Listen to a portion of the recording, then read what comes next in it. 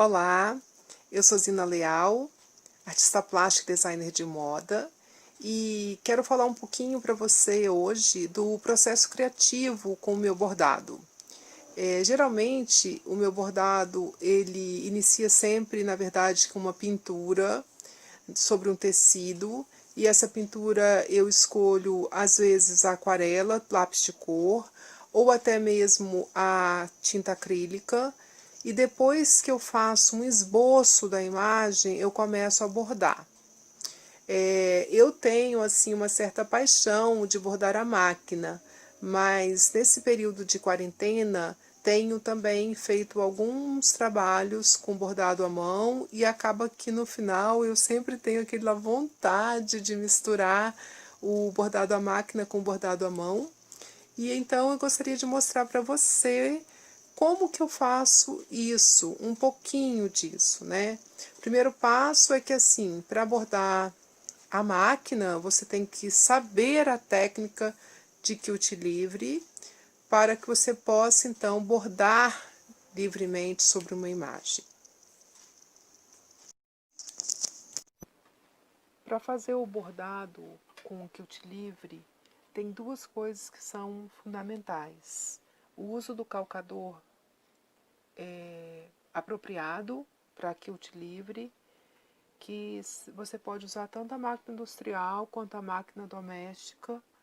E no caso, muitas pessoas vão dizer que você tem que colocar o ponto no tamanho 0, e eu não costumo usar o ponto no tamanho 0, eu costumo usar o ponto no tamanho 1.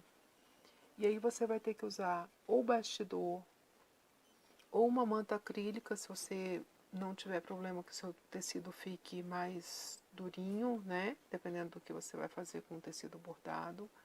Ou você pode também usar um papel de seda embaixo. Após trocar o calcador, né, da máquina, o próximo passo será o uso do bastidor, quando você não estiver usando manta acrílica. Então você tem que fazer o contrário do que quando a gente borda à mão, porque você vai colocar o bastidor de um jeito tal que o tecido vai ficar como se fosse assim uma piscininha. Tá vendo? É bem duro porque eu estou usando um bastidor de madeirinha, de bambu, e a gente tem que pressionar para colocar. É importante, depois que você já colocou o bastidor, puxar bem o tecido, porque quanto mais esticado esse pano ficar, mais bonito será o seu bordado, menos ruguinha ele terá.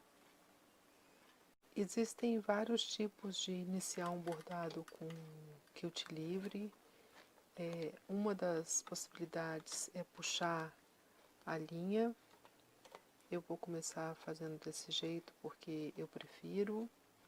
Mas como vocês podem ver, parece que o negócio encastalhou aí.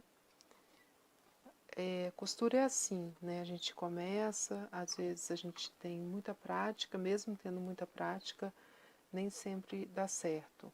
No caso aqui eu estou usando uma linha vermelha em cima e uma linha vermelha e uma linha marrom embaixo. Então eu vou ajustar a minha máquina, vou deixar ela no ponto número 1 e vou começar a fazer.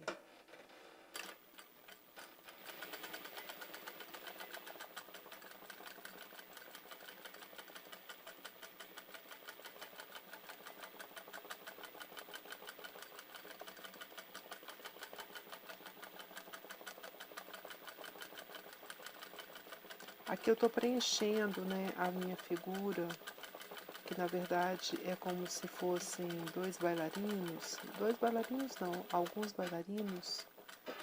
E aqui eu vou cortar, porque já vai ter dado nó. Se fosse um bordado que fosse para usar mais vezes, lavar muitas vezes, eu iria fazer outro tipo de nó. Mas como aqui é apenas para um efeito mais decorativo, eu não vou usar para fazer um objeto que implique em tanta lavagem, então eu vou trabalhar dessa forma. Então vejam o contraste que vai ter aqui entre um bordado feito à máquina e um bordado feito à mão. É claro que são expressões diferentes, mas eu curto muito os dois. Vou cortar aqui para vocês poderem ver melhor.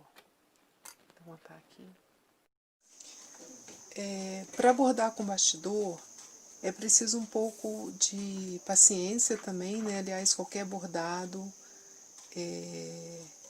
depende muito do seu estado de ânimo para você bordar. E o bastidor você vai ter que ir trocando sempre, porque a área útil possível de bordar é pequena. Então você tem que ir se adequando, né, a isso.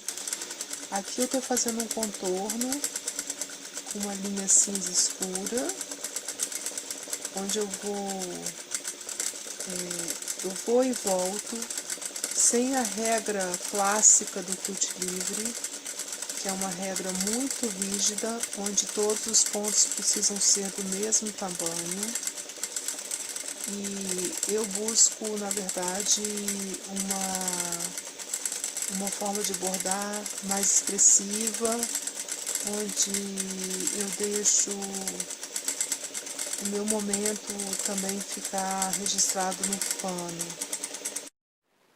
Bom, esse vídeo foi só para mostrar o quanto que pode ser rico a mistura de um bordado à mão, com um bordado à máquina, com uma pintura antes de aquarela, para que você possa perceber que não é preciso ficar preso só a uma técnica, é possível misturar várias técnicas, experimentar. Esse trabalho eu ainda vou demorar alguns dias para terminar, porque todo o trabalho de bordado é lento. Mas por enquanto estou ainda assim, né, fazendo. E é muito interessante, assim, vou mostrar aqui para vocês, que por enquanto ele está assim, ó, ele vai ganhando forma e ele vai ficando assim muito diferente do que a gente desenhou inicialmente. Porque eu costumo dizer que o bordado, ele também tem uma vida própria. E ele vai fazer com que você conte uma história a partir dessa experiência, do gesto, do pensamento e de cada ponto que você vai colocando. Então, em um outro momento, eu vou publicar aqui o trabalho finalizado. Por enquanto, muito obrigada. Se você tiver curtido o vídeo, quiser aprender mais coisas, curta o canal e mande perguntas. Obrigada.